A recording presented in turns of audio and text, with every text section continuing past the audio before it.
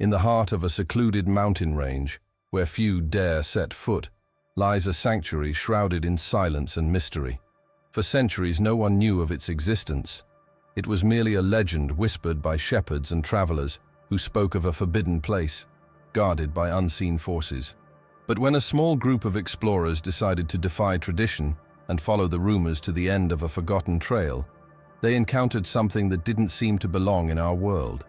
Among moss-covered rocks and trees that seemed older than history itself, rose stone walls marked with strange symbols, engraved with a precision unimaginable to the ancient peoples of the region.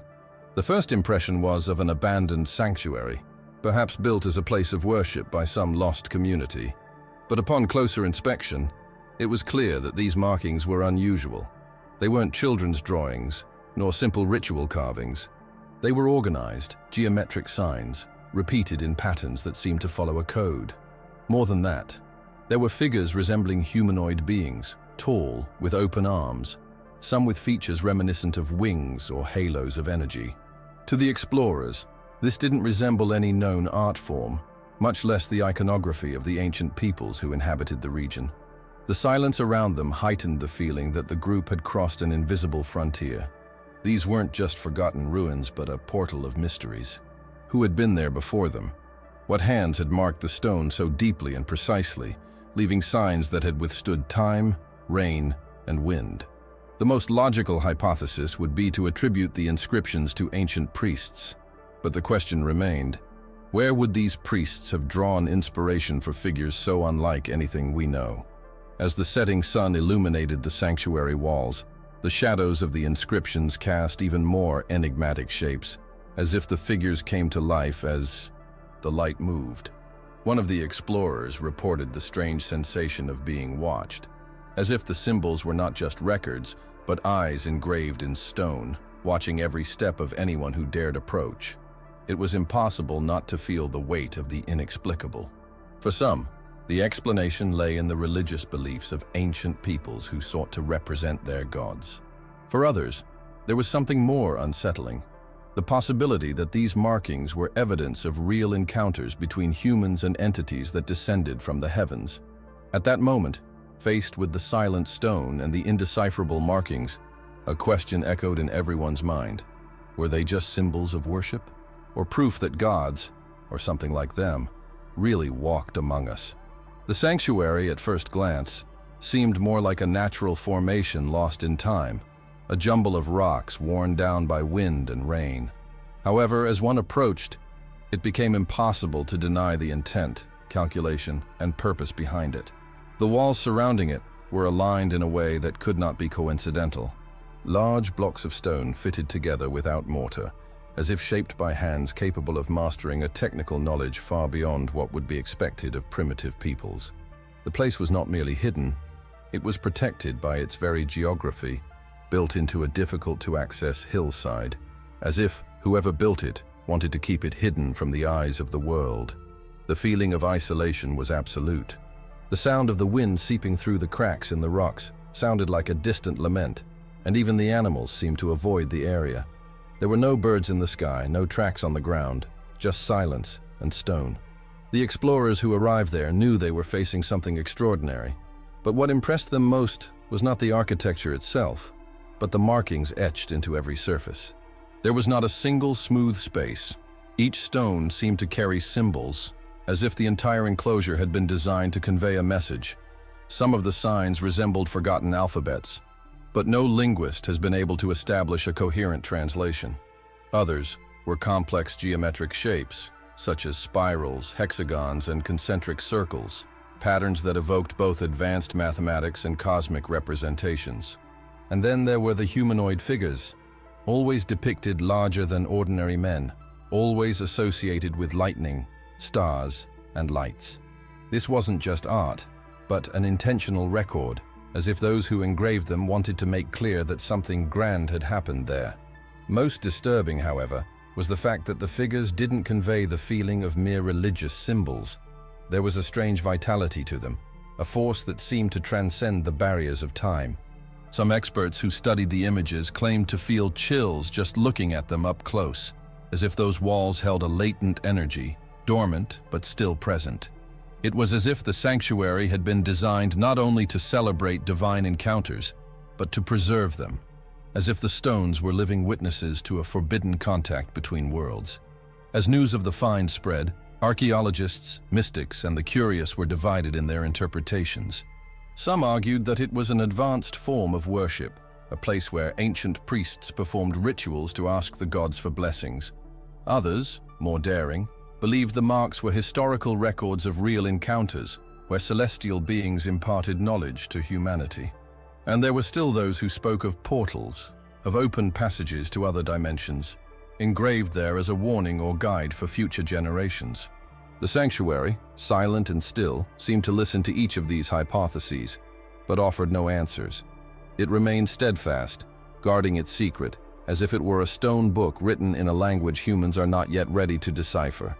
As researchers delved deeper into the sanctuary, the markings became the center of attention. These weren't just superficial engravings. Many were embedded so deeply that they seemed designed to withstand thousands of years. It was clear that whoever created them had absolute mastery over the stone, as if using precision tools unknown to the ancient civilizations of that region. The first layer of observation revealed simple geometric symbols, but upon closer inspection, it was discovered that each detail unfolded into complex patterns, almost as if the figures hid other figures within them, repeating themselves in a fractal logic. This raised the suspicion that these were not simply aesthetic symbols, but a form of coded knowledge. Among the drawings, some spirals stood out for their resemblance to representations of galaxies, a curious detail considering that ancient peoples lacked telescopes capable of observing the cosmos on such a scale. Alongside these spirals were sets of straight lines and perfect angles, reminiscent of technical diagrams. How could rudimentary peoples have conceived images so similar to modern scientific schemes? Was it coincidence, a figment of imagination, or an indication that these people had contact with advanced knowledge, perhaps imparted by those they called gods? But what was most intriguing was the constant presence of humanoid figures. Several stones depicted beings of enormous proportions, always larger than the surrounding human figures.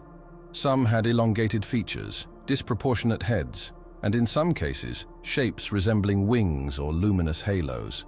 These were no ordinary warriors or kings. They were depicted with reverence, as superior entities descending from the heavens carrying something in their hands. Cylindrical objects, luminous spheres, or rods engraved with runes. For many scholars, this was simply a symbolic expression of faith. For others, it was a faithful portrayal of encounters between humans and other worldly entities. By studying the inscriptions sequentially, it became clear that they were not arranged haphazardly. They followed an order, as if forming chapters of a narrative.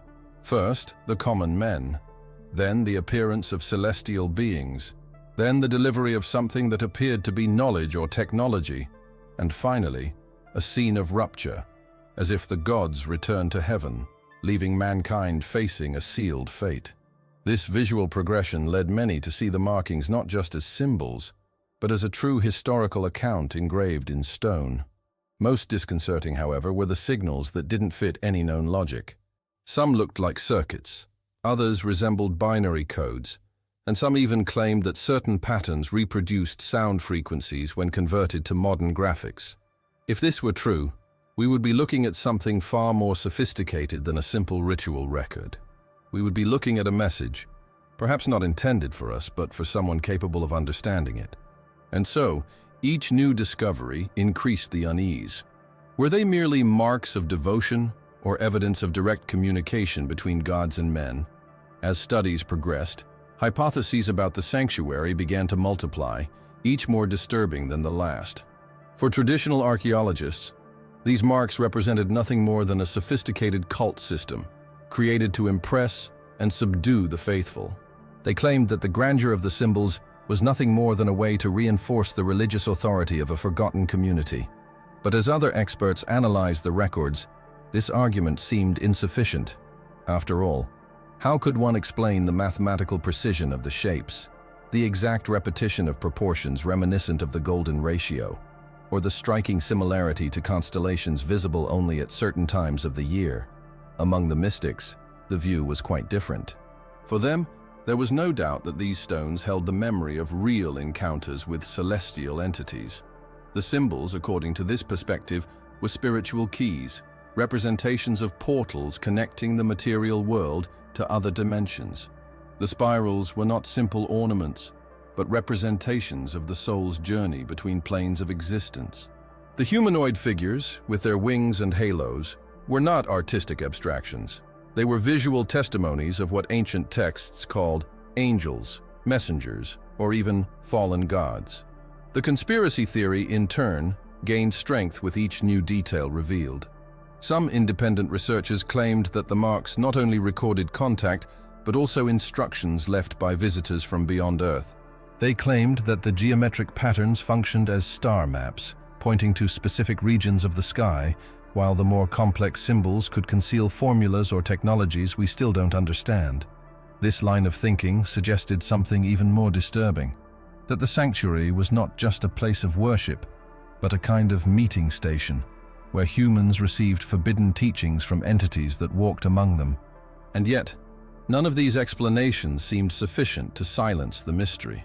The more investigation was undertaken, the more the enigma grew. Explorers reported strange sensations after staying at the site for extended periods. Sudden chills, abrupt mood swings, vivid dreams in the nights following their visit. There were even reports of people hearing sounds coming from the stones, soft echoes, almost like distant chants, that disappeared when attempted to record them. Was this a psychological effect, a result of the place's suggestive power, or evidence that a latent energy truly resided there, capable of interacting with the living? Tensions escalated to a new level when it was realized that certain inscriptions were only visible under specific light, such as sunlight at certain angles, or even under artificial infrared exposure. This suggested that the sanctuary had been designed to reveal its secrets only under special conditions, as if the builders had encoded the riddle to be solved by those who knew the correct key. The inevitable question arose: who could have conceived something so elaborate thousands of years ago? Each theory seemed to open new doors rather than close them. Was the shrine a human creation inspired by fear and faith, or a silent record of encounters between worlds? The mystery grew, fueled by layers of doubt that intertwined like spirals etched in stone, defying logic and bringing the narrative ever closer to an inevitable revelation. The climax of the investigation came unexpectedly, when one of the researchers decided to use modern laser scanning equipment to map every inch of the shrine. The initial intention was simply to digitally record the symbols for later study, but what was revealed was far more disturbing. Beneath layers of dirt, wear, and erosion lay an inscription unlike any other, deeper, more precise, as if created using a technique that still defies comprehension. This inscription, previously invisible to the naked eye, seemed to have been intentionally hidden, as if it held the most important message of all. When the complete drawing was digitally reconstructed, everyone fell silent. It was a detailed scene, human figures in a submissive posture, kneeling before colossal-looking beings, whose hands radiated lines of energy. Above them, symbols resembling moving stars, connected by lines that formed familiar constellations. But what caused most astonishment was the central detail: a winged figure descending from the sky, handing a man an elongated object, similar to a staff or cylinder, marked with even more enigmatic inscriptions. It was as if that moment represented the transmission of something: knowledge, power, perhaps even a lost key to humanity. The image immediately evoked accounts of ancient myths, those that speak of gods who taught mankind agriculture, writing, and astronomy. But here, it wasn't a legend told on parchment or papyrus, but a narrative engraved in stone, sealed in a sanctuary where time dared not erase. Could it be that what so many cultures called gods were, in fact, entities that truly walked among mankind?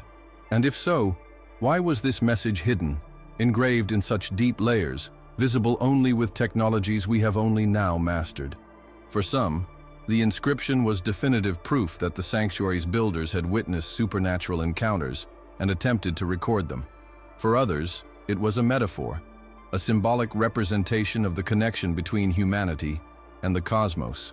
But the prevailing feeling among those who saw the reconstructed scene was that they were witnessing something that went beyond conventional explanations. It wasn't just art. It wasn't just faith. There was an almost palpable weight to that stone narrative, as if it were a real testament to forgotten events. The impact was so great that many present confessed to feeling chills, as if they had witnessed a revelation they shouldn't have. The sanctuary, silent as ever, seemed to come to life as its secret was revealed. The figures engraved there ceased to be mere symbols and became witnesses to an encounter impossible to deny. The line between myth and reality seemed to crumble before that inscription, and the question echoed louder than ever: were we seeing proof that gods, or beings who assumed that role, really descended to Earth? When the researchers' eyes turned to that revealed inscription, there was no longer any denying it. The sanctuary was not just a pile of ancient stones, but a repository of a carefully preserved message. A message that seemed to span the ages with a single purpose: to be found when we were ready to understand it. But were they truly ready? That was the question that hung in the air like an invisible shadow. For if the figures represented gods, angels, or entities from the stars, what did that say about the origins of humanity? And even more disturbing, what did it say about the future? For some, the discovery was inspiring. Proof that we are not alone, that human history has always been connected to something greater, cosmic, and divine. For others, it was a dangerous revelation, capable of destabilizing beliefs, cultures, and certainties. After all, if our ancestors truly walked alongside celestial beings, then everything we consider myth could be a collective memory, fragmented and disguised over the centuries. In this case, the line between religion, science, and legend has never been so blurred. The shrine remained there, unwavering, as if silently observing the reactions of the men who dared to decipher it. It offered no definitive answers, only more questions. Were those markings a warning left by visitors who would one day return? Were they instructions for future generations, in the hope that humanity would reconnect with a lost link? Or were they simply symbols of devotion, charged with mystery, because that's how we choose to interpret them? The great truth is that no one can say for sure. The enigma remains, defying logic, scientific methods, and personal convictions. We may never know the true intention behind those engraved stones. Perhaps the only certainty is that this sanctuary, hidden for centuries, managed to fulfill its purpose, to awaken in the human heart a sense of wonder, the sensation that there is something beyond what we see and touch. And so, the narrative closes, not with clear answers, but with an invitation to reflection.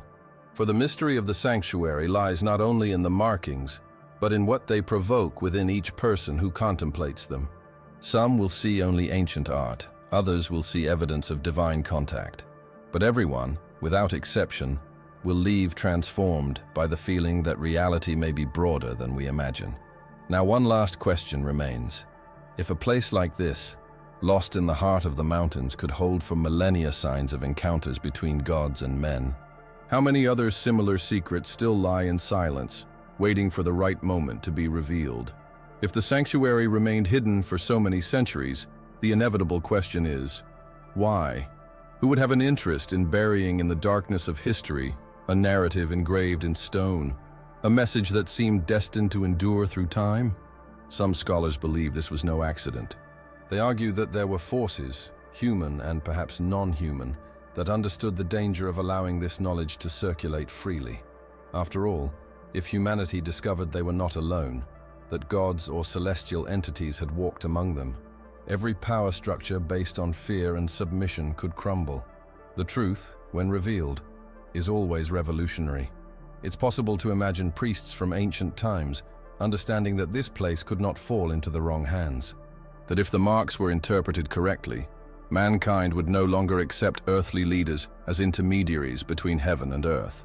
The sanctuary would then have been hidden, not destroyed, but carefully veiled, as if it were a secret accessible only to a select few. This logic is repeated across cultures. Knowledge is never fully revealed to the people, but rather kept within closed circles, to be revealed only to those deemed worthy. On the other hand, some go even further.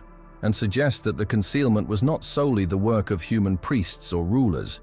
For these thinkers, it was the beings represented in the inscriptions themselves who imposed the veil of silence. They understood that direct contact with humanity had crossed dangerous boundaries, and that sharing advanced knowledge too soon could lead to destruction. Thus, they decided to withdraw and seal their tracks, allowing only fragments, symbols, and legends to survive. If this hypothesis is true, then the shrine is an anomaly, a mistake or an intentional reminder left for those who came after. But there is still a third level of interpretation, perhaps the most disturbing. What if those who concealed the sanctuary sought not to protect humanity, but rather to control it? What if the erasure of this history was part of a larger project of manipulation, in which elites or secret orders decided to rewrite the past to keep humanity blind? In this case, the sanctuary would be a threat, a breaking point capable of exposing that our trajectory was not linear, but marked by encounters, interventions, and pacts that were hidden from us. The fact is that, whether out of protection, fear, or manipulation, the truth was buried. The shrine lay dormant, guarding a message not meant to be easily read. And what remains today is the feeling that it was no coincidence that only now, in a time of global change and profound questioning, this secret has begun to emerge again. For history shows us that nothing remains hidden forever. What was once hidden will one day return. It is curious to observe how, in recent times, this kind of mystery has begun to return to the collective consciousness, almost as if an invisible force were pulling back the veils of oblivion. The shrine, which remained hidden for centuries, is not an isolated case. Around the world, new archaeological finds revealed ancient texts, and even testimonies of personal experiences seem to point in the same direction. We are living in a time when what was hidden needs to come to light. This is not just scientific curiosity or coincidence, but a larger movement involving the awakening of humanity. Modern technologies such as laser mapping, high-resolution photography, and even artificial intelligence applied to archaeology now allow us to decipher signs that were previously condemned to silence.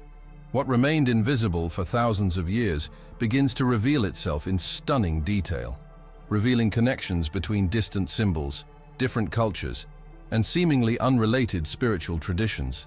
What seemed fragmented begins to come together into a vast mosaic of meanings. It's as if time itself conspired to provide us with the tools necessary to understand what our ancestors engraved in stone. At the same time, a strange sense of spiritual urgency grows in people's hearts. Many report recurring dreams of ancient temples, memories of lives they never lived, sudden intuitions that lead them to seek answers in forgotten places. This collective wave of memories and concerns suggests that the sanctuary's return is not only physical, but also symbolic. It returns not only because it was rediscovered by explorers, but because we, as humanity, are beginning to be ready to face what it represents. It is in this context that the marks engraved in stone take on new meaning. They are not only testimonies of encounters between worlds, but keys that open portals within us. Each symbol, each winged figure, each spiral seems to speak to the human psyche, as if awakening something dormant within us. What the ancients hid from the common gaze now returns through dreams, synchronicities, and experiences beyond rational explanation. Many will say it's coincidence, others that it's collective imagination. But there are those who see this as confirmation that we're living through a new turning point in the ages. What once had to be hidden now emerges, not just to be contemplated, but to prepare us. For if the gods truly walked among men, perhaps the greatest secret lies not in the past, but in the future. The possibility that this encounter is about to happen again, in a much clearer and more definitive way. The sanctuary awakens, the symbols return, and humanity begins to remember. It's as if a lost memory is slowly being pieced together, reminding us that we were never alone. When we speak of the return of ancient mysteries, we're not just talking about rediscovered ruins or symbols carved in stone. The true return happens within us, in the silent signs that announce that something profound is awakening. Many people already notice subtle shifts in their perception, as if a veil begins to dissolve before their eyes. It's a sensation difficult to explain but impossible to ignore. Suddenly, ordinary reality seems insufficient, and an inner voice insists that there is something beyond. One of the first signs is heightened sensitivity. Once ordinary places begin to carry a different energy, as if you can feel the hidden vibration in the walls, in the people, even in the words. It's the same chill that explorers reported upon entering the secret sanctuary. It's not just the cold, but a response of the spirit to something it recognizes, even if the mind doesn't yet comprehend. This silent recognition is a sign that dormant memories are resurfacing. Another sign is the repetition of synchronicities, repeating numbers, seemingly chance encounters, phrases that reach you at the exact moment you need to hear them. These are all reflections of how external reality begins to respond to your internal vibration, as if the universe were whispering that you're on the right path. These synchronicities are not mere coincidences, but reminders that there is an invisible network connecting everything. Intense dreams also arise, often featuring ancient temples, luminous figures, or symbols you've never consciously studied, but that seem familiar. Upon waking, the sensation persists, as if it were not just a dream, but a contact. These dreams are keys, open doors to dimensions of your own being that were locked, waiting for the right moment to reveal themselves. Just as the symbols of the sanctuary only revealed themselves under certain lighting conditions, these portals within you only open when your consciousness reaches the appropriate point.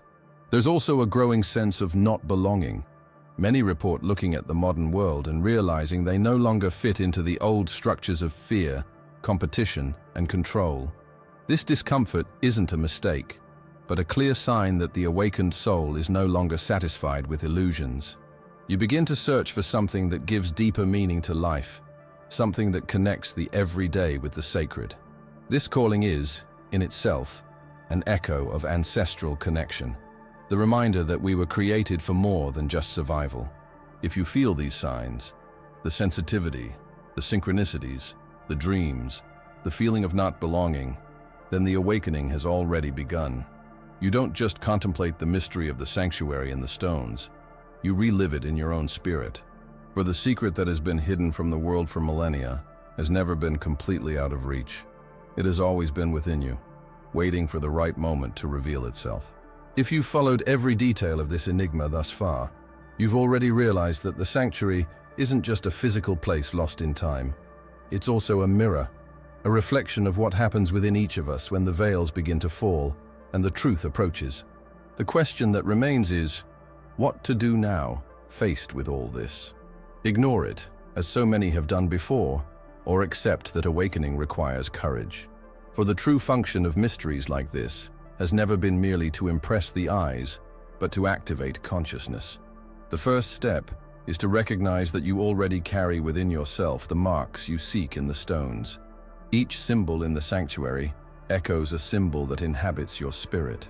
When you feel the thrill of the inexplicable, when you perceive the synchronicity that guides you, when you dream of realities that seem greater than ordinary life, you are reading the signs of your own inner inscription. Awakening doesn't happen externally. It begins with the acceptance that there is more, that there is a calling that cannot be silenced. But awakening isn't just about realizing, it's about taking action. And taking action in this context doesn't mean grand external gestures, but a profound change in attitude toward life. It means walking with awareness, treating each moment as sacred, seeking the truth without fear of what it might reveal. It also means writing, speaking, sharing. Just as the ancients engraved their message in stone so that time wouldn't destroy it, you engrave every choice you make in your life. Each gesture becomes a mark that resonates beyond you. Another step is to not allow yourself to be paralyzed by fear. For throughout history, what has most sustained forgetting has been the terror of facing what one doesn't understand. Fear has been used as a weapon to silence, conceal, and manipulate. Now it's your choice. Follow the same path of denial or step through the shadow and allow the light to reveal what needs to be seen. Awakening is always an act of courage. And finally, it's important to understand that this process isn't individual, but collective. When you awaken not just for yourself, but for all who still sleep. By writing in the comments, by sharing your experience, you connect to an invisible network of consciousnesses that are also awakening. Together, they form a chain as strong as the stones of the sanctuary, capable of sustaining the truth that can no longer be buried. Perhaps the gods once walked among men. Perhaps they still do. Perhaps these are just different names for that which has never ceased to accompany us. But most importantly, you now know. The mystery isn't just out there, it's within you. And writing, speaking, declaring this truth is activating the frequency that connects us to awakening. So I invite you, write in the comments, "I awaken with the hidden truth." Write not just with your fingers, but with your soul.